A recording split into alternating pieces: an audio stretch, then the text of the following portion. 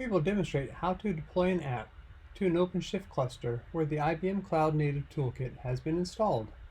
We will use the Cloud-Native Toolkit CLI and Tekton to accomplish this. We will follow along with the steps outlined in the Deploying an App page on the Cloud-Native Toolkit website, which can be found at cloud-native-toolkit.dev. Before we get started, we have to install the Cloud-Native Toolkit CLI. You can find the instructions by following this link here. Most of the time, it is pretty straightforward to install the toolkit. You just copy and execute this command in a terminal window.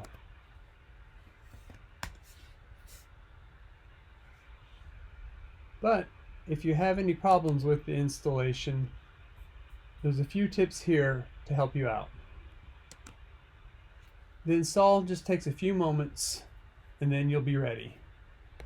Once the installation completes, navigate back to the Deploying an App page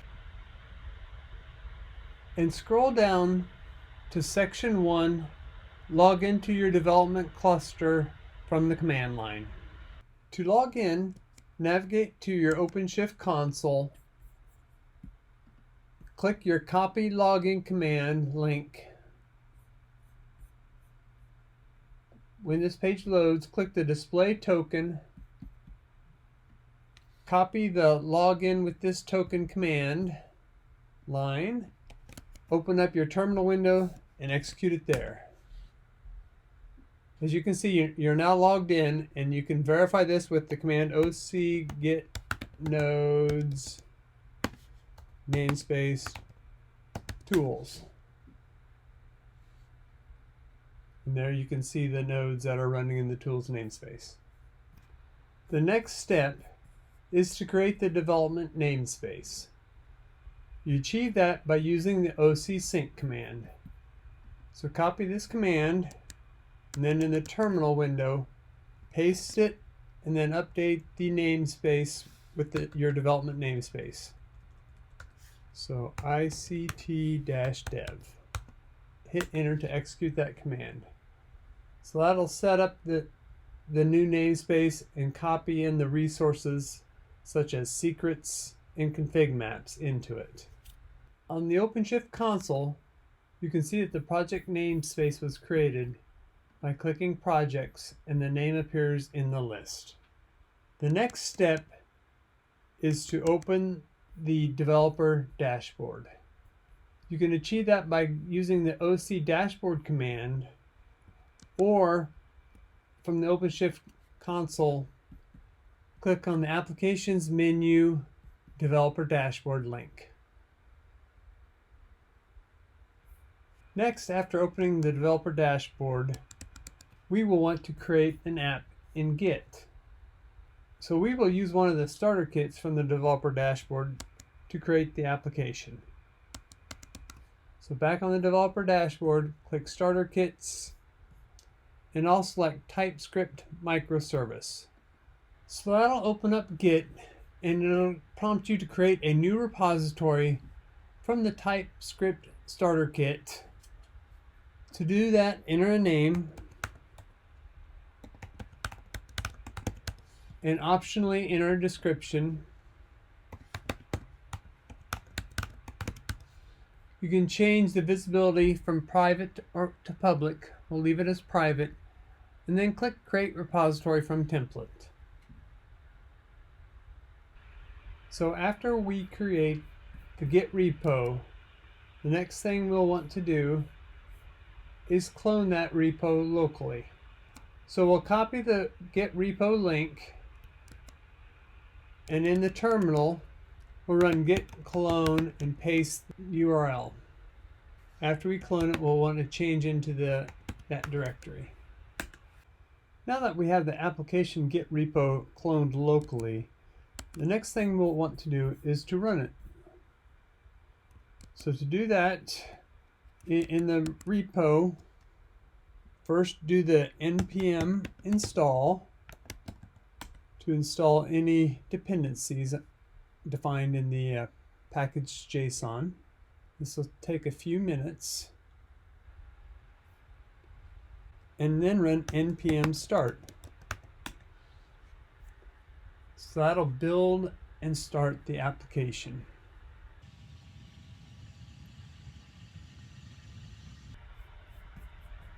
And then once the application starts, we can open it up using the URL identified here.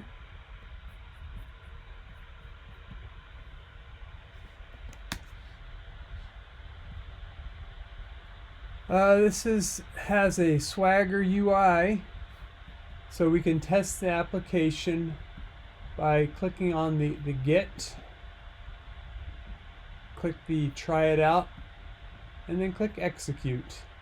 And you can see the response below World. To stop the locally running program, return to the terminal window and hit Control-C. The next step is to set the namespace context. When we ran the OC sync command previously, this namespace should already be set. We can verify that by running the command oc project-q. And as you can see, we are on the proper development project namespace. Now the next step is to register the application in the DevOps pipeline by using the OC pipeline command. Before you can run the OC pipeline command, you must have a GitHub personal access token. If you don't have one, you can generate one by navigating to your GitHub profile settings page, click on the developer settings, personal access tokens, and then click the Generate New Token button. On the new personal access token page, under the repo section, you'll need to enable public repo, and then under the admin repo hook section, you'll need to enable write repo hook. Click the Generate Token button, and then make sure that you copy the generated personal access token and store it in a secure location. Now that we have the personal access token, we are ready to run the OC pipeline command. So return to the terminal window and execute the OC pipeline command.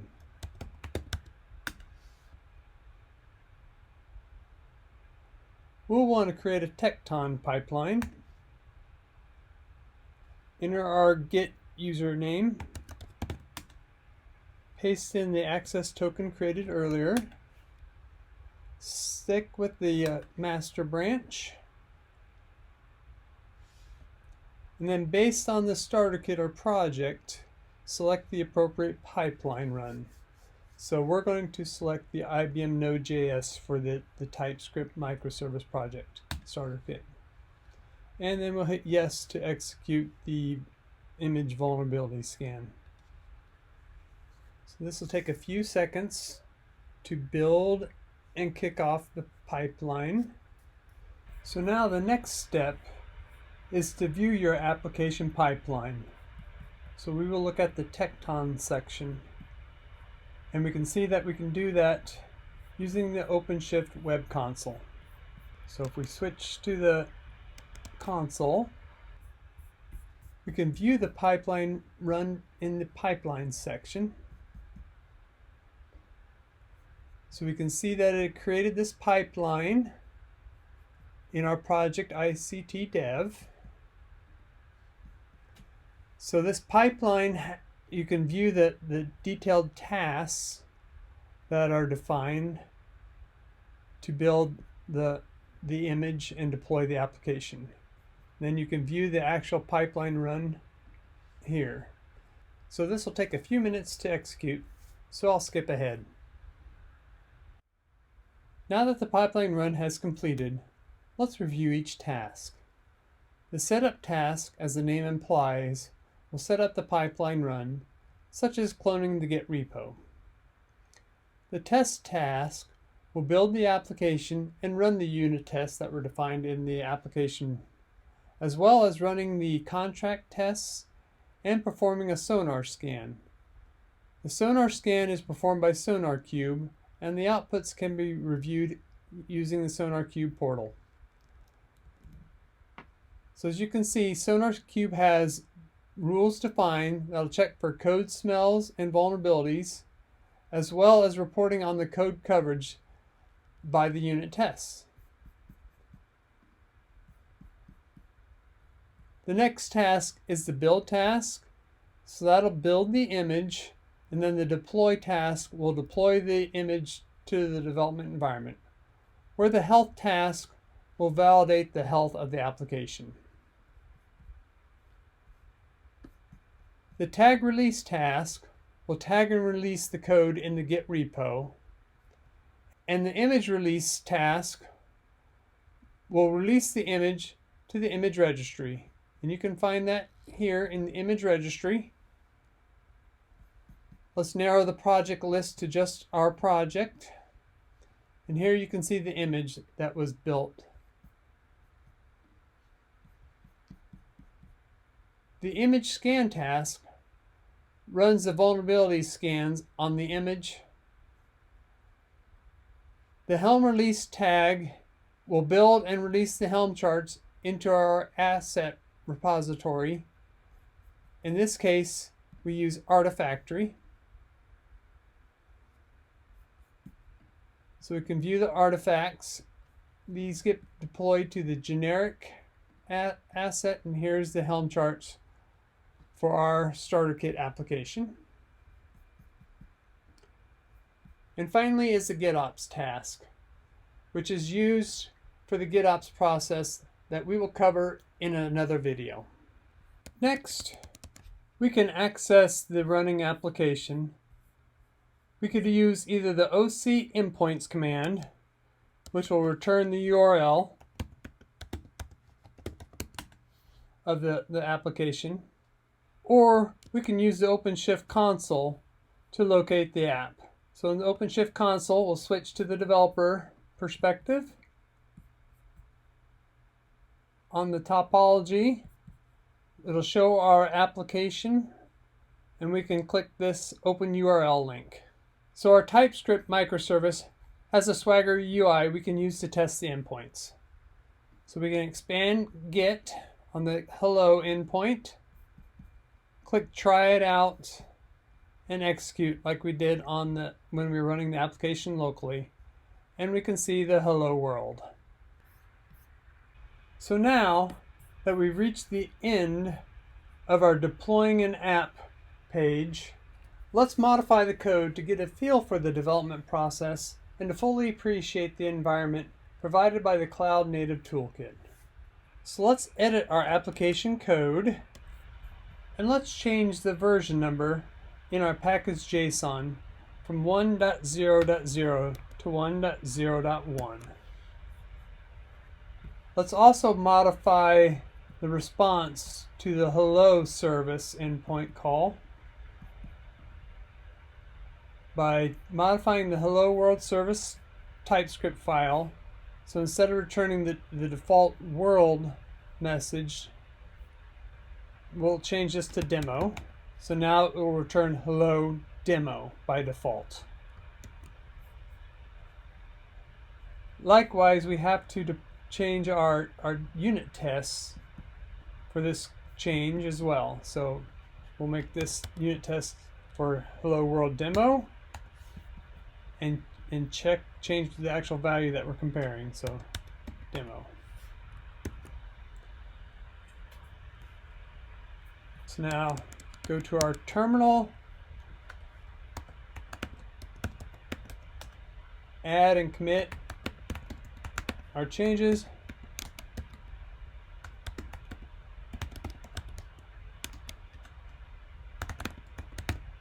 and push them to our repo.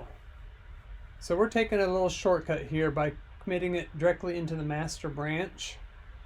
In a true development environment, you'd create separate branches to do your work on, and then have pull requests for those to get merged into master.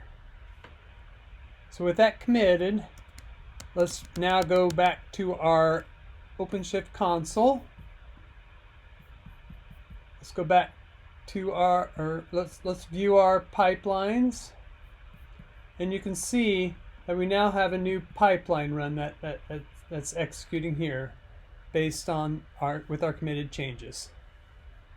So again, this will take a few minutes, so I'll skip ahead. So now that the pipeline run has completed successfully, we can go back to the developer topology and open up our app. As you can see, our application has been updated for version 1.0.1.